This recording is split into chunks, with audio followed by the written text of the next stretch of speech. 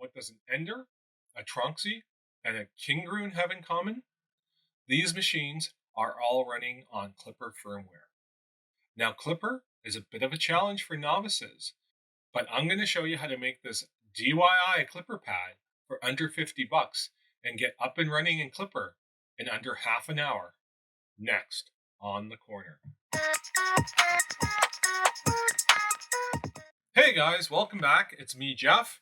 This time on the corner, we're going to show you how to make a DIY Clipper pad. It's super simple, super easy, and you can do it for around 50 bucks US. And you can get up and running in Clipper in under half an hour. Seriously, it's that quick to do. Now, star asterisk, terms and conditions may apply. Your printer might be very blah, blah, blah. Okay, so you may have challenges researching some stuff and finding some stuff out, but the majority of printers, this will get you up and running super quick. What you're going to need is a Bigtreetech Pi version 1.2. Right now, at the time of doing this recording, they're $33.68, but they do go on sale every once in a while. This is basically the Bigtreetech version of a Raspberry Pi, but it's much cheaper, and it works. Now, I'm not a tech guy. I don't know all the specifics and stuff. I'm just trying to get Clipper on your machine as fast as possible.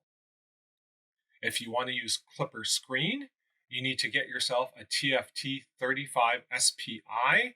These go for around 20 bucks. So altogether, you're looking at about $50. Personally, I was trying to model a case for these two things, but I never like reinventing the wheel. So I looked on printables, and of course I found this. It's called a Cheapad. Get it? Cheapad? It's exactly what I was trying to do, but somebody else came up with it first. Tom's Basement, shout out to you, buddy. This is basically a super quick and super easy way to get Clipper pad going. So we're going to print out these pieces in orange PETG by Enron. The two boxes up front are for a buck converter for a different project. Overall, everything came out really nice. So first, you're going to have to go to the Bigtreetech GitHub to their Pi screen. I'm going to put a link down below for that. You scroll down, and where it says BTT Pi, you're going to click here to get to your OS image. The OS image is located here, and you're going to download this. Now, obviously, your 10 minutes, depending on your download speed, you could be in the middle of nowhere and downloading on dial-up. That's not going to count towards the half an hour, okay, guys? I downloaded the largest image, which is the 1.2 gig. In the Pi GitHub, there is a manual that you're more than welcome to go over. We'll be covering the steps in that about flashing and everything. So if you scroll down, you'll see we'll be using the Raspberry Pi Imager. It's basically the easiest thing. There is a couple of things to note, though. So you want to choose the OS you're going to use. You're going to go to Custom, navigate to where you downloaded the zip file. You'll have to extract the file first. You're going to need an SD card. They don't supply an SD card with the Pi. I'm going to currently use a 16 gig card. And down here on the wheel, there's some extra settings. So Bigtreetech doesn't recommend that you do your Wi-Fi this way. I usually do both, but this way I'm only going to do my country code. There are different standards for different Wi-Fi networks around the world, so make sure that you have the proper standard for your country. You can also set the region if you want to, then just click Save. We're going to end up overwriting the card, so make sure you don't have anything valuable on it. After it writes, it's going to verify. Once it's done verifying, it will inform you that it's written successfully. Then we'll move to the next step. So you guys, we're doing great. We're almost there. We're almost ready for the install, but a couple things first. With the card you just flashed, you want to go to the board env file, and you want to scroll down until you see the TFT35 screen. Now, if you're using one, you want to delete the hash mark. That way you'll have the capabilities of having Clipper screen. Okay, so once you've done that, it's really simple. Just hit Save. One last step, and we'll be ready to finally flash Clipper. You're going to go into the System menu. I'm just going to open it with Notepad to keep it consistent. You're going to scroll down until you see Wi-Fi, and this is where you're going to put the name of your Wi-Fi and your password. And that goes just where the Wi-Fi name and the password right underneath. That will allow Clipper to attach to your Wi-Fi. This is the way Bigtreetech recommends to do it. And this is also the way we're going to do it. So once you've done that, you're going to hit save and we're going to go on to flashing. So this is the Bigtreetech Pi 1.2 and the 35 SPI TFT screen. Now, if you wanted to actually hook it up to your main power, that's right here, but you have to change a jumper inside. We're not going to do that. We're just going to get this up and running. I did have to tape the antenna to the back of my box because I'm in my basement, so I need the antenna hooked up. I'll print up another back plate with a bit of a gap in it, and then I'll just sandwich the antenna between them.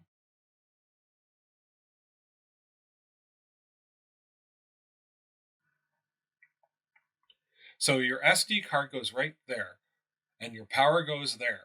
So what we're going to do is we're going to take out our card and put it in. So I'm just using a USB charger to boot up my Pi.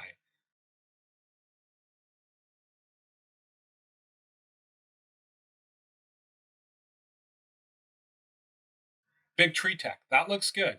If all goes well, you should see a Clipper screen.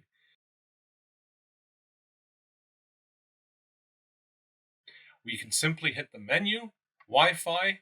You should have a Wi-Fi address at the top corner. Here, I'm just going to cover up the rest, but yeah, it should be right there. And you'll see a Wi-Fi, so that means you're good. So remember and write down this Wi-Fi address because we're going to need that for the next step. So we're going to continue to follow Bigtreetech, and we're going to configure the motherboard. So the motherboard in your printer is what they're talking about. So what we need to do is we need to go into the Pi and tell it how to create flashing software to put into your printer to get Clipper onto your motherboard in your printer. So that's basically what we're going to do right now. They're suggesting a program called Mobaxterm, and that's what I downloaded just to make it easier so you can always follow along. Now remember what your address was before, the one I told you to write down. So that's what we're going to do. So you're going to click Session, SSH, and then you're going to type that address in.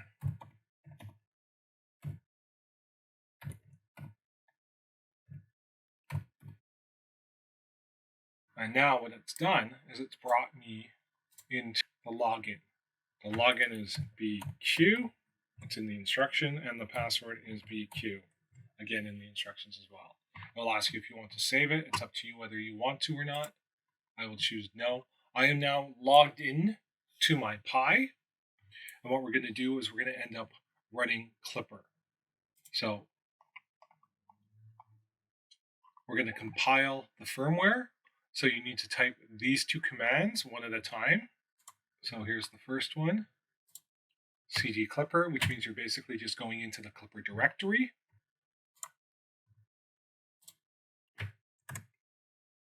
It's going to come up with this menu. Okay, now this is the most important thing in Clipper, that with all the different printers and motherboards and whatnot, you need to fill this out properly for your printers. Going back to that Cheapad with Tom, if you go into Tom's basement GitHub, it's got a whole bunch of pre-done stuff for you, so you don't even have to work on it. So your printer may be in here, which is great. My printer that I'm doing this on is a KP3S. It's not. So what I'm going to do, I'll leave the link down below, but it's the Clipper GitHub, and it has a whole bunch of pre-done config files as well. These are all for motherboards, if you're building your own printer. And if you have printers, then these are all the ANETs, the Anycubics, the Crealities. So I'm going to scroll down to my Kingram KP3S. So this top paragraph here, read all this stuff first before you get into your config file, which is all this. Basically tells you your X, Y, and Z, your homing, your thermistors, your extruders. If you've done Marlin before, it should be pretty straightforward for you, but it's all set up, so you don't have to go too crazy on it. There might be a few tweaks when you're running it for the first time, but it's going to be so simple. To use this, firmware should be compiled on the STM103. It says STM32, which is what we're on. And we want the STM32103. STM32103. When running menu config extra low level. So you see up here, if you hit enter there, you get a smaller menu. If you have the asterisk there, you get a larger menu, so you're enabling it. You want a 28 KIB bootloader. So there's the 28. Communication on USB. You want UART3, PB11, PB10. Once you do click on them, they are drop-down menus. I've previously flashed already. 3, PB11, PB10. It's right there. GPO pins are set to... So we're just going to copy these pins that they want them set to. I already pre-did the pins. That's why you see them over there. So just copy them. After you've done, you'll be at this menu. All you have to do is type make and you should configure. Once on this screen, simply type make and it will start to compile. So now it's going to build. So that's going to take a minute. There is one more thing you have to do here. Note that the make flash command does not work on MKS Robin Bollards. After running make, you need to run this script. And that's basically going to change the Clipper bin to a Robin Nano bin, so you'll be able to flash it on the KP3S. We now have our hex file out. We're going to paste that line of script there. That makes our Clipper out to Robin Nano out. Hit that. And you're going to find the file. So you're going to go this side, you're going to go Clipper, and there should be an out directory. And you should have a Robin Nano bin. Right click it and download it.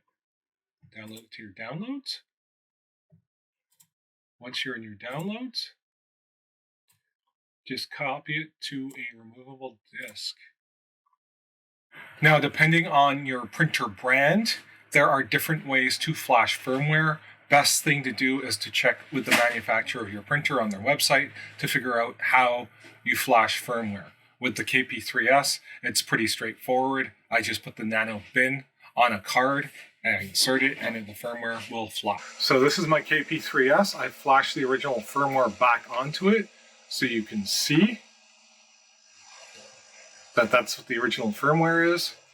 I'm going to take my SD card.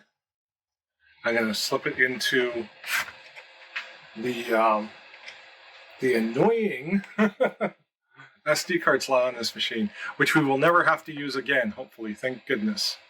All I'm going to do is power cycle the machine. We're going to start it up again.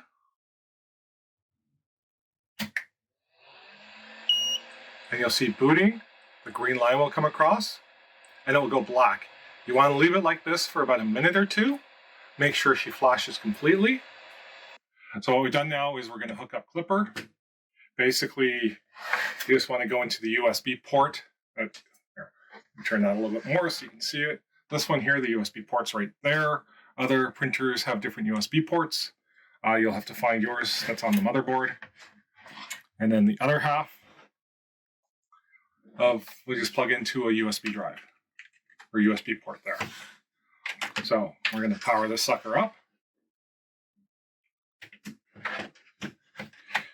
And we should have Clipper going. Wait for it to completely boot. Turn on the printer.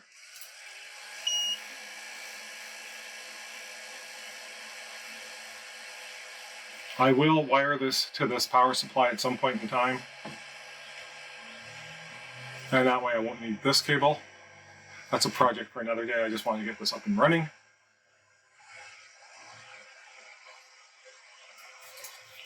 And there's Clipper.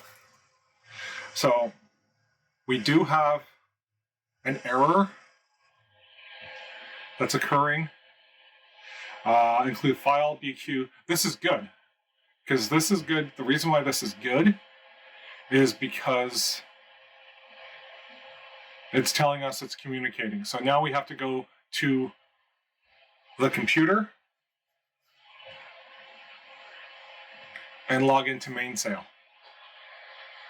What we're going to do is we're going to log into Mainsail, which is the operating system for Clipper.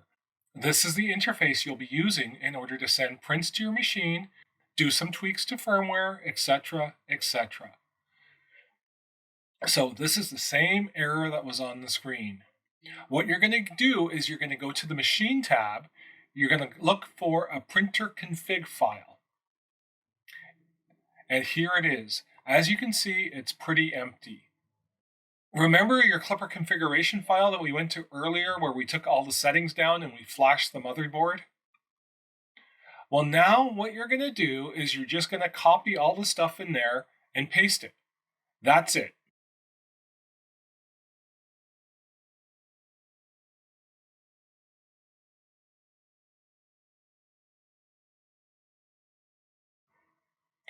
Now remember that error?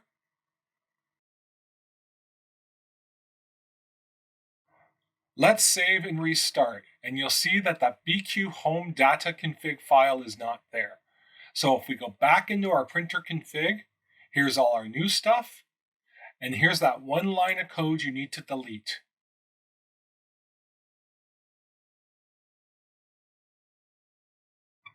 We're going to save and restart. And now, as you can see, we don't have any error messages. And you'll notice that the screen is now different. It has a bunch of different features. So you can do your homing and stuff like that. So let's do our homing. Now, I'm going to tell you right now that I know that my y-axis is going the wrong way. So we're going to fix that right now. So back into the print config file. Now you see these little exclamation points? They change the direction of pins. So all you have to do, instead of recompiling Marlin and waiting for it to process and stuff like that, the beautiful thing about Clipper is you can make a quick little change. Just go to save and restart, and the changes are automatically applied. So it's going to reboot. Now after changing the pins and stuff, just changing the directions was removing the exclamation point. It's really that quick and that easy. Clipper is now running perfectly. So now it's just a matter of slicing a file in your slicer and then sending it to the printer through Mainsail. I have a few pre-sliced files for my KP3S. Let's find one. There one is. As you can see, it is downloading into the OS. And I'll be ready to print. As you can see, it's a Benchy. Surprise! And it's all working well. I won't subject you to the fan noise of the printer, but it's printing quite well. I did have to adjust the Z offset my first time. But there you go. Clipper up and running for under $50 and under half an hour. So guys, ta-da! There it is. We got Clipper running. Thank you, Bigtreetech, for supplying the Pi 1.2 board. Works out great, super easy. It installs just fine, it runs, it has everything you need to get going with Clipper with minimum fuss. A regular Raspberry Pi 3, and you have to, there are easy ways to do it, but it still takes time, right? This is an all-in-one.